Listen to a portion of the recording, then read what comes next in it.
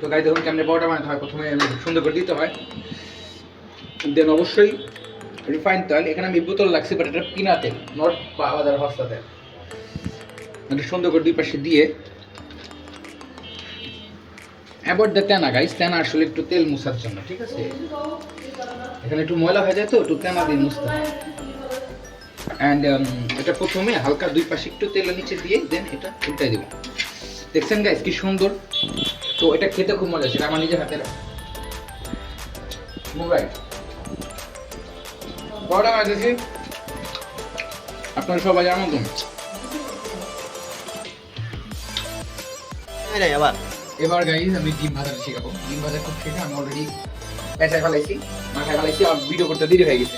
তো এটা আমি প্রথম আস্তে করে দিব, কোনো কিছু বাদ দেওয়া যাবে না, নষ্ট করা শয়তানের ভাই। তো আমি কাইচে নামাম, ঠিক আছে গাইস? পুরা কেচে নামাইলাম। ওকে, তো ডিম নামান শেষ। আর এরপরে হচ্ছে গিয়ে আমরা এই উপরের টুকু একটু শক্ত হতে দিব, ঠিক আছে? আপনারা যারা ডিম ভাজেন তারা জানেন, তো তাও লেকচার দিলাম আর কি, ভালো লাগে। এটা হালকা ঘন হোক।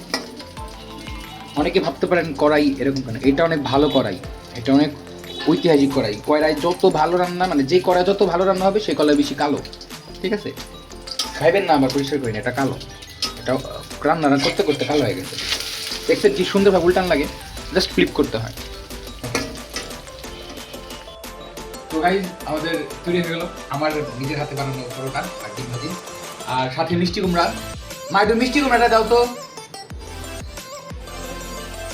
ভিডিওতে দেখাবো আর কি। তো গাইস এটা মজার মিষ্টি কুমড়া, আপনারা দেখেন। সোহাগ ভাই মিস করলাম আপনারা, সেই মজা হয়েছে। ধন্যবাদ, বাই।